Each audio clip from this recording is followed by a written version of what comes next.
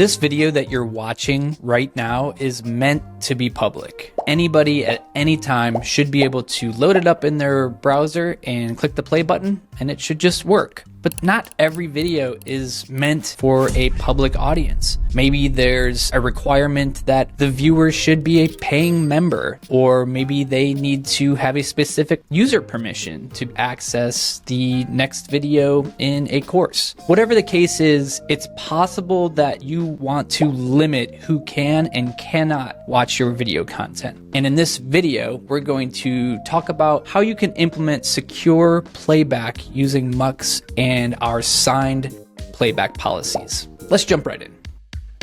We have a guide available that makes it easy to go through all of the different permutations of what it takes to implement signed playback policy. But this is a complicated topic.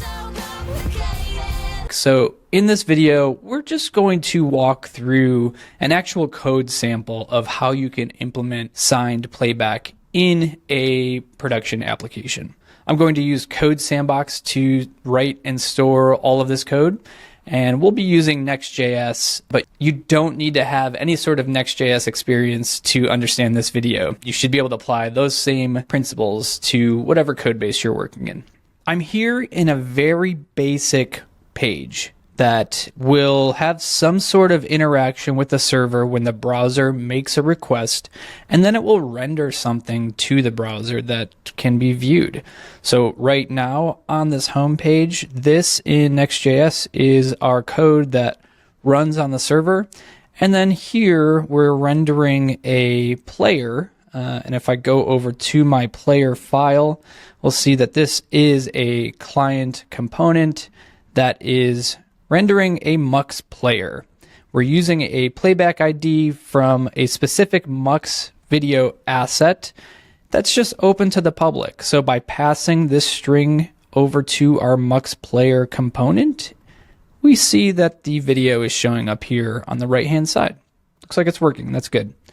Now, what we're going to do here is switch to a playback ID that's signed, that's protected, and take a look at what actually happens in that case. So first of all, I'm going to go over to my Mux dashboard, and we're going to have to create a new asset, one that is protected by a signed playback policy. So I'm going to go to Assets, Create New Asset, and we can just leave all the defaults here for this case, other than this playback policy value.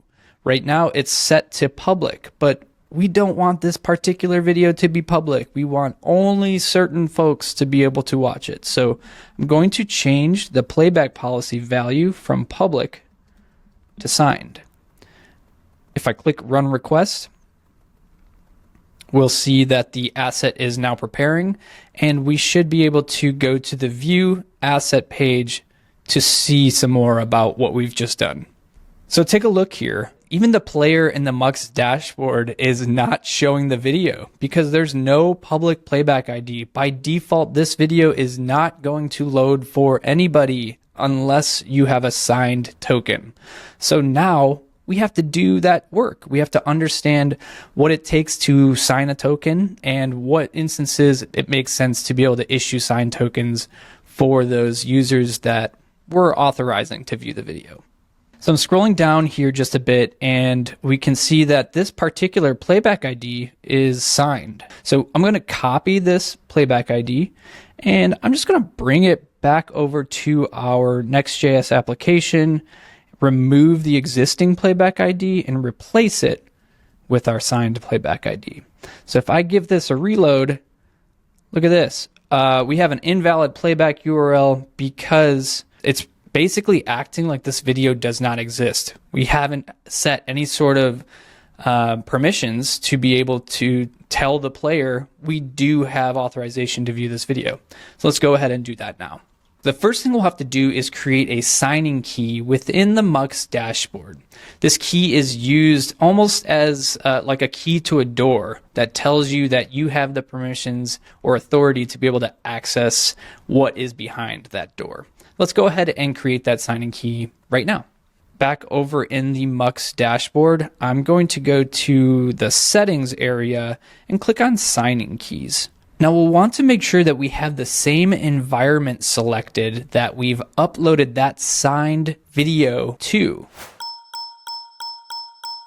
Right now I have a production environment selected, but I actually uploaded that video to an environment called Delete Me.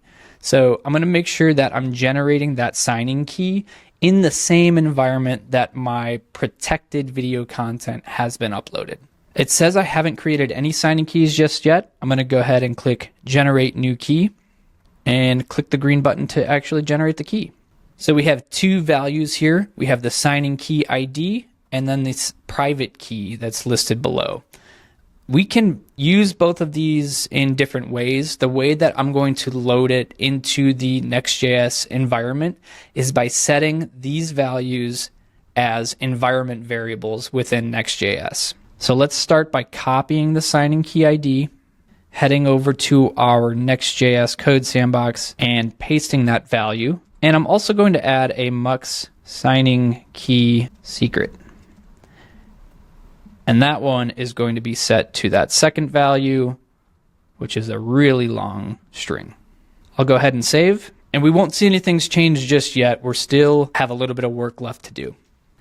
I'm heading back to the home page now, and within that server-side code is exactly where we'll want to generate our signed playback tokens.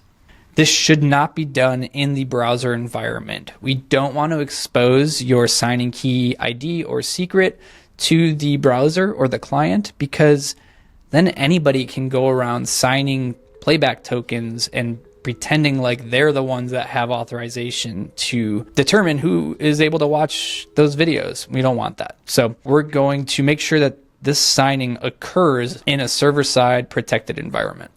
I'm over here in the secure server code for our Next.js codebase, and I'm going to use a helper for signing JWT, JSON Web Tokens. And this particular package in JavaScript is called JSON Web Token. So I'm going to add this to my project. Depending on which language you're using, you probably have your own implementation for handling signing requests within that language code base. Or just do a quick search for a JSON Web Token signing library. So now we have JSON Web Token installed with our project. And I'm going to take a look at the docs here for how we actually use this particular library. There's really one method in particular we're interested in for this video, and it's this signing method right here. So you can see that we're going to call something jwt.sign. We're going to pass a payload and then also pass the secret or private key as the second argument. So here's an example implementation of how you can actually sign a payload using this library. I'm going to select it and copy it. Since this is a TypeScript project, I'm also going to install the types for JSON Web Token. Okay, we should be in a good spot to be able to import this library and start putting it to use. So I'll import the library. And then in our server-side code, I'm going to call the JWT sign method. Now, this is documented within this particular library's documentation. Depending on the library that you're using, you might have a different name for this method. You can see that this signing method accepts a few different arguments. The first is the payload that we're going to sign, and then there's another one right after that that is looking for the secret key. So let's take a look at what we should pass for that first payload argument. Back over on the Mux documentation, we'll be able to look at what we should be including within this payload that needs to be signed in order to give us access to be able to view that video. There's a few different claims here that are going to be required that we should pass values in for, and in return we'll generate a signed token for playback. The first one I'm looking at here is called sub, and that's going to be the muxvideo playback ID that we are looking to sign. So I'm going to go back to this code base here, and I want to pass that sub value as the same value that we have for the playback ID.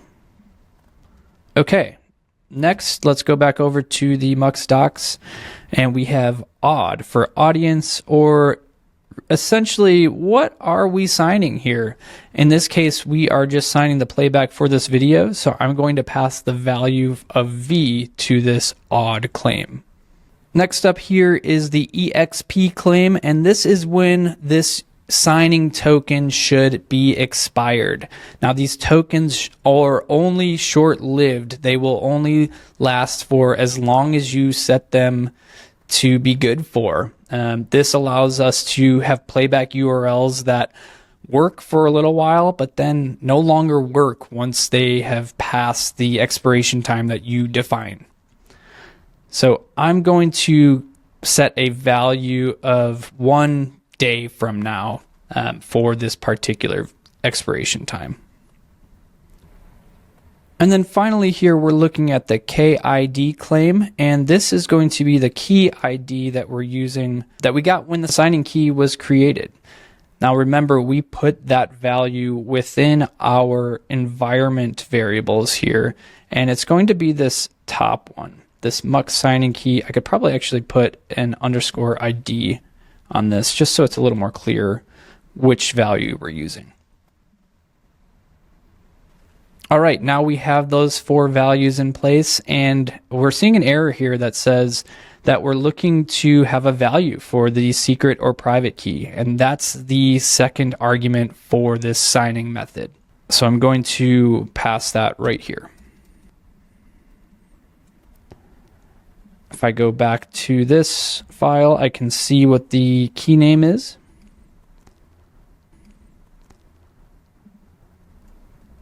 And now the error has gone away, but let's make sure that we are getting the token as expected.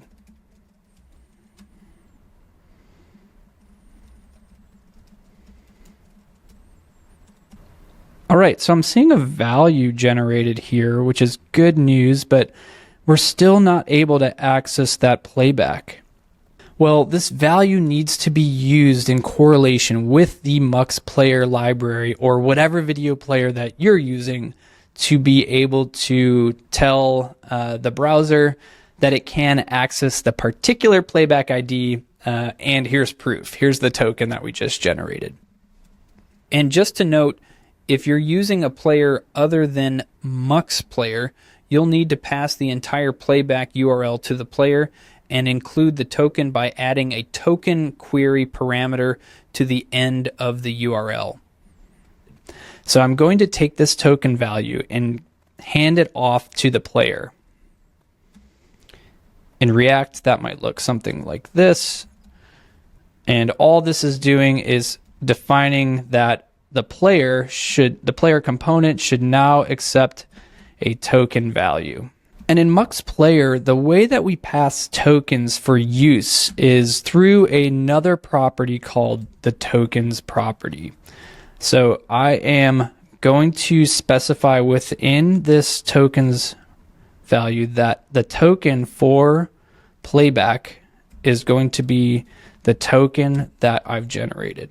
I'll hit save and reload the page. All right, and we're still not quite there. This brings up another part of what is going to be common really with signing tokens is sometimes there's a little bit of debugging that you have to do in order to figure out what's going on here. Why isn't this video playback working as expected?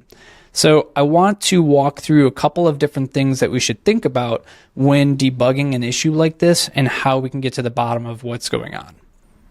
So we already logged out that this Mux player is getting the value that it's expecting, but the value's just not quite right. I'm going to go back to the top level page and double check on what our signing method is looking like. I'm back over in the server code of our homepage, and I'm taking a look at this signing method here. So let's double check everything. We have the sub as the signed playback ID here. That looks correct to me. We have the odd value as V for video, which is what we're looking to sign right now. We have the EXP set to a date of now, which creates the Unix time for this moment in time, plus 86,400, which is the number of seconds in a day. So this will expire 1 day from when the token is generated. And we have the KID, which is the key ID value for the signing key. This is looking correct to me. So I would double check that these values are getting picked up appropriately. And it looks like for me they are, if I just log them out. And so what I did was just a quick look again at the mux docs, and I noticed something here that we want to actually be signing using a different algorithm than what the default algorithm is with this JSON web token package. You can see that the default algorithm is signed with this HMAC setup, but to use a different RSA approach, we need to specify that as the third argument during the signing process. So I'm going to go ahead and copy this RS256 config value, go back over to my signing method, and add that as the third argument. We're not quite out of the woods just yet. When we change the algorithm, it's now telling us that our secret key is expected to be in a different format from what we're seeing as the string we've provided up here. So I'm back over in this library's documentation. I can see that when they are reading the private key, they are actually loading that from a local file instead of the environment variable. And if we were to download this file from this PEM file from Mux and just crack this thing open, what I'm kind of interested in is, what does it look like? What will we see here that might look a little bit different from what we've copied and pasted into our environment over here, this ls0 value? So I've downloaded the file, and I'm going to create, I want to paste its contents right here, just so we can look at it. So it does look pretty different to me when I've opened this file and pasted it here below. So what is the difference here? What is going on? Well, I'm back over here in the Mux dashboard, and notice this private key is base 64 encoded. So in order to use it within our signing package, we need to decode it from base 64 format. There's all kinds of gotchas like this when it comes to security. This is why I picked making videos as a career instead. So let's clean up this environment file to look like it used to look. And I'm going back to our server code, and I need to base 64 decode this signing key secret. That's going to look in something like this within a Node JavaScript environment.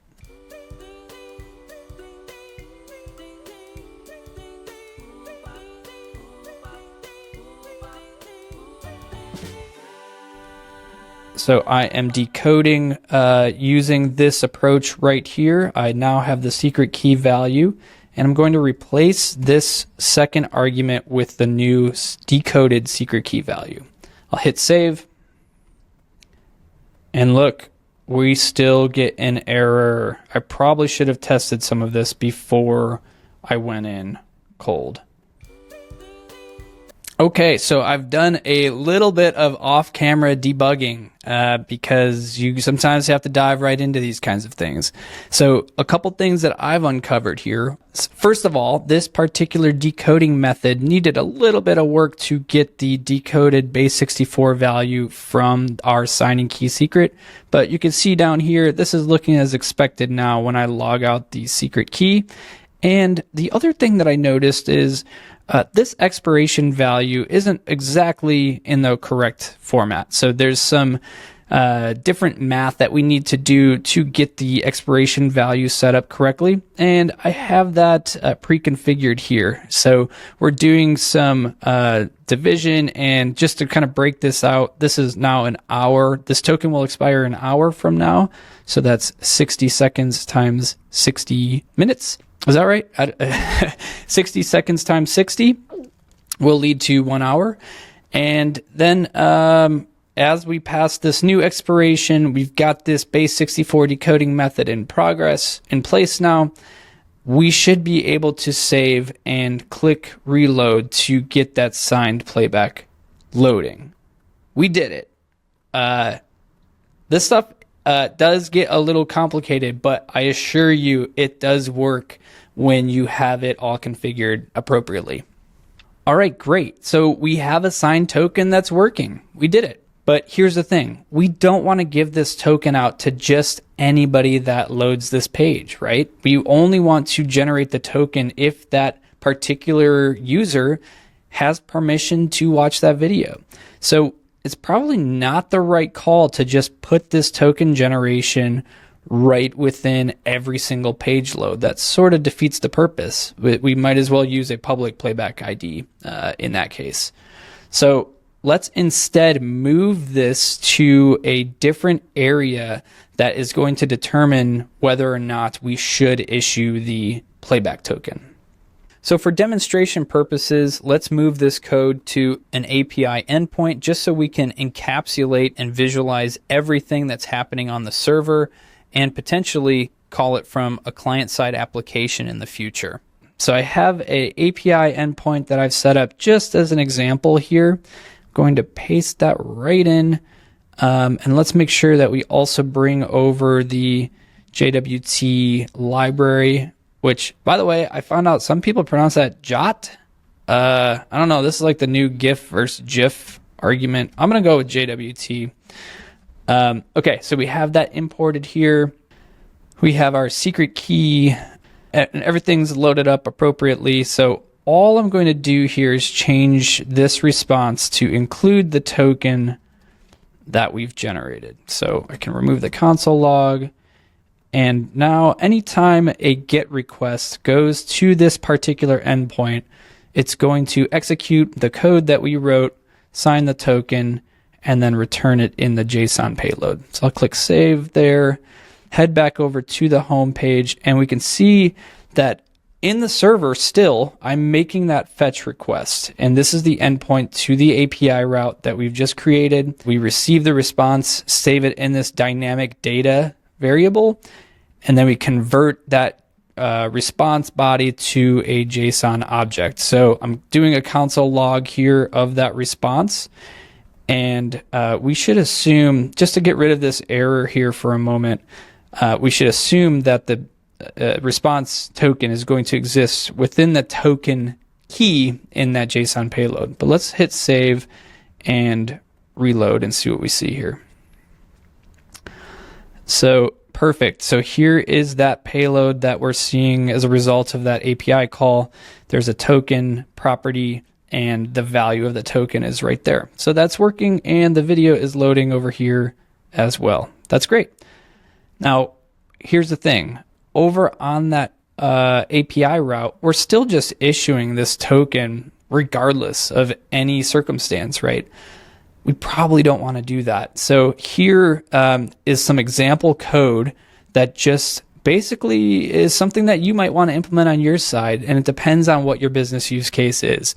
Perhaps you would look at the current logged in user, and if they have a specific permission, then you would go ahead and issue that token.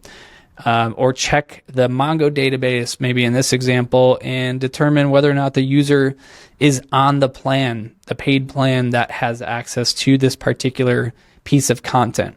That sort of business logic is up to you to determine what's the right fit for your use case. Just for demonstration purposes, what we'll do here is let's come up with a reason why this user might not have access to this token. So instead of returning the correct token here, what I'm going to do is return an error. So right here, maybe let's just get the error response set up so that that's returning correctly. So instead of a successful token, we're going to return an actual error. We'll call it not allowed. I'm going to hit save, reload.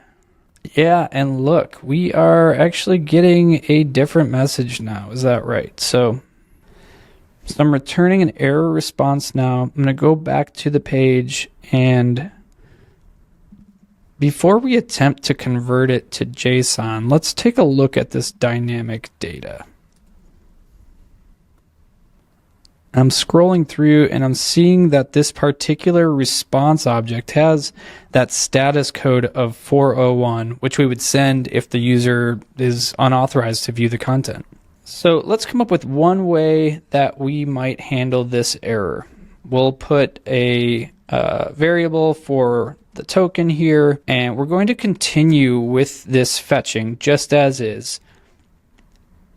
But instead of immediately trying to convert to JSON, I'm going to wrap this in a try catch block.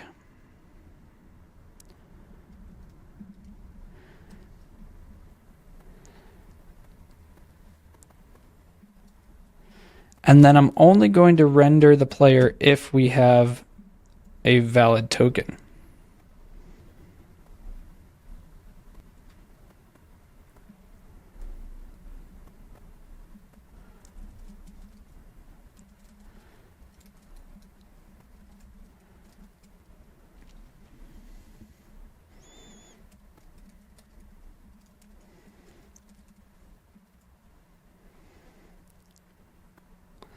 So let's hit reload here, and we are seeing that we're getting an error in response to attempting to make our call. I should probably move this guy right in here as well.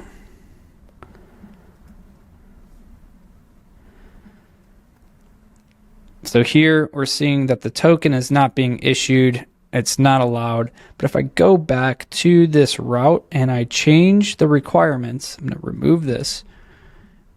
And again, you would check to see if your requirements are met. If they're not met, you can return an error like this. If they are met, then you can go ahead and issue that token, in which case that token will make it over to our player and allow for a successful playback. So we finally got it set up so that we have signed playback working within our application. But there's still a little bit more to know about. What we should consider here is that every asset that's included on Mux has different elements that will allude to the contents of that particular asset. Let's think about that. When you generate thumbnails for a video, you might have some previews of what the contents of that video are within the thumbnail. Same for a text track or some captions, and all of those also need to be protected. But there's some use cases where it could be helpful to provide the user with access to a thumbnail of a video, but then protect the actual video playback. So this is where it can get extra tricky, right? We set this up in a way so that each element will require its own signed playback token. Let me say that again. You won't use the same playback token to authorize access to a video that you would use to authorize access to a thumbnail. That's going to be a different token entirely. So throughout that process, what you would end up changing when you were trying to generate a token for, let's say, a thumbnail or a storyboard instead of just the video, is this AUD claim, the audience claim. So here, again, we passed a V for video. If we also wanted to generate a token for being able to show thumbnails for this particular video, we would have to do that separately. So let's look again at the Mux documentation. We are going to look at the claims, and we can see different values here for thumbnail, for the GIF, and for storyboards. So let's go ahead and let's create another signed token for accessing the thumbnail of this video. Most of the hard work is done here. I'm going to go back and create another token. So I'm copying this exact method that we've used above and pasting it here. And the only thing I want to change is this odd value from a V to a T. I'm also going to clarify that this token is now the playback token, and this one is the thumbnail token. Let's change the payload that we return in a successful response. Playback token and thumbnail token. Great. And now over here on our home page, I'm going to update this as well to say playback token, let thumbnail token, and then the setter.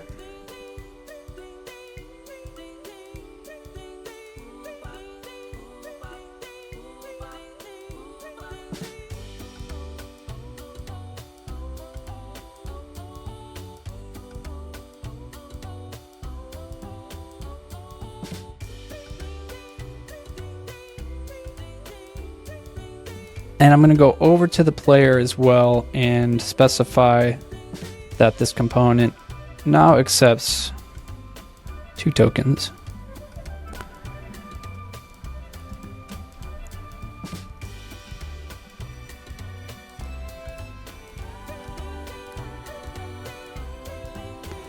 And look at that. Now we're actually getting a different preview, and that little broken image icon has gone away.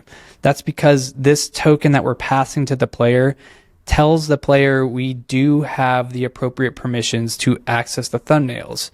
That player will then make the request to get that thumbnail with that token attached to it. And as long as it succeeds, it will show the thumbnail right here on the screen as expected. So we covered a lot in this tutorial, but we talked through a successful setup about signing tokens and why you might want to use signed playback to begin with. We went through the different approaches to do that within a Next.js application and a Node environment. And we talked through different ways that you might approach debugging some situations when things might go awry. Hopefully this video has equipped you with the tools that you need to make a successful signed playback integration in your app. And if you have any questions at all, please hit us up and we will be more than happy to help make your integration a success. Thanks for watching. We'll see you in the next video.